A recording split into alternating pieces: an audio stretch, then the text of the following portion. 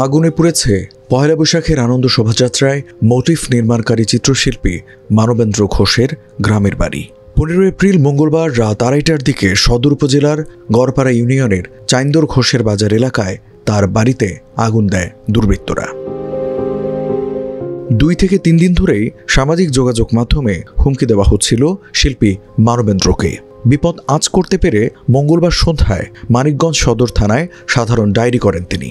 আর ওই দিন রাতেই আগুনে পুড়ল তার ঠিকানা। বেসিক্যালি যে ঘরটা যেটা নিখোঁজ সেটি ঘরটা মানে আমার একটা প্রাণের জায়গা, এটা আমার শিল্পকর্মের মানে চর্চার একটা জায়গা। আমি ঢাকা বিশ্ববিদ্যালয় চারুকলা অনুষদ ভাস্কর্য বিভাগ থেকে পড়াশোনা করেছি এবং সেখান থেকে আমার যে চর্চিত বিষয় সেটা নিয়ে আমি এখানে স্টুডিও হিসেবে এটাকে ওয়ার্কশপ হিসেবে ব্যবহার করতাম।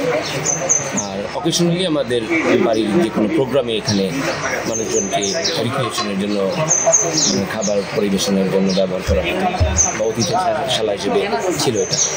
তো এখানে আমাদের অনেক আসবাবপত্র, অনেক জিনিসপত্র, মানে আমার ম্যাটেরিয়ালস তো ছিল, আমার অনেক আর্টওয়ার্ক ছিল, তো অনেক কিছু উপরে ছাই হয়ে গেল। তো যা কিছু ছাই হয়ে গেল এগুলো আমি কখনোই ফিরে পাবো না। কিছু জিনিস আছে নতুন করে তৈরি করা যায়। ঘরটা আমাদের জন্য স্মৃতি, আমাদের মানে স্বর্গীয় আমার জ্যাঠামশাই তৈরি করেছিলেন। এটার বিষয়ে আমাদের সৎকর্ণা রয়েছে যে জ্যাঠার হাত দিয়ে তৈরি ঘরটা ছিল।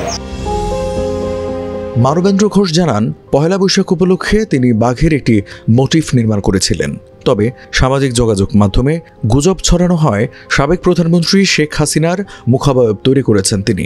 এরপর থেকেই ফেসবুকে হুমকি আসতে থাকে। বর্তমানে নিরাপত্তাহীনতায় ভুগছেন শিল্পী ও তার পুরো পরিবার। আমি বৈশাখের সাথে সম্পৃক্ত ছিলাম, সেখানে আমি 2004 সাল থেকে সম্পৃক্ত অ্যাজ এ চারুকলার স্টুডেন্ট।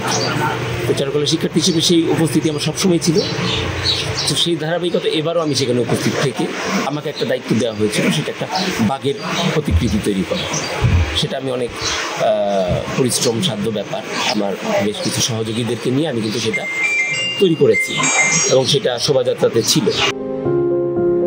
শিল্পীর বাড়ি আক্রান্ত হওয়ার খবরে ঘটনাস্থলে ছুটে যান পুলিশ ও সিআইডির ঊর্ধ্বতন কর্মকর্তারা। নিউজ পাওয়ার সাথে সাথেই পুলিশ এখানে এসে উপস্থিত হয় এবং ফায়ার সার্ভিসের কর্মীরা এখানে এসে উপস্থিত হয়ে সেই আগুন নিভায় এবং ঘটনা ঘটার পর থেকেই পুলিশ তৎপর রয়েছে এবং পুলিশের সাথে পুলিশের অন্যান্য টিম আছে, সিআইডি আছে এবং টিবিআই কাজ করছে এবং আমাদের ঢাকা থেকে সিআইডির ক্রাইম সিন ইউনিট আসতেছে সংশ্লিষ্ট আলামত জব্দ করার জন্য। এবং আমরা যে দুষ্কৃতিকারীরাই যে ঘটনা ঘটিয়ে থাকুক না কেন, আমরা খুব দ্রুত তাদেরকে আইনের আওতায় নিয়ে আসবো এবং এই ঘটনায় আইনগত ব্যবস্থা প্রক্রিয়াধীন রয়েছে, মামলা রুজুর ব্যবস্থা প্রক্রিয়াধীন রয়েছে এবং যে দুষ্কৃতিকারীরা এই ঘটনাটি ঘটিয়েছে আমরা তাদেরকে দ্রুত শনাক্তপূর্বক গ্রেফতার করে আইনের আওতায় নিয়ে আসবো। ঘটনার তদন্তে জেলার অতিরিক্ত ম্যাজিস্ট্রেটকে প্রধান করে 10 সদস্যের একটি কমিটি গঠন করা হয়েছে। আর ক্ষতিগ্রস্ত ঘর নির্মাণে সহায়তা করা হবে বলেও আশ্বাস দিয়েছেন জেলা প্রশাসক।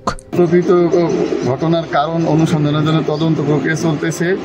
যেই বিষয়ের সাথে এটার লিঙ্ক থাকবে আশা করি আমাদের চৌকস তদন্তকারী কর্মকর্তাগণ এটা বের করতে পারবেন এবং যে এই কাজগুলো করেছে বা যেই গোষ্ঠী এই কাজগুলো করেছে তাদেরকে অতি দ্রুত আইনের আওতায় আনা সম্ভব হবে। এ ঘটনায় এলাকায় ভীতি ছড়িয়েছে। ঘটনাটিকে স্বাধীন শিল্পচর্চার ওপর আঘাত হিসেবে দেখছেন স্থানীয়রা।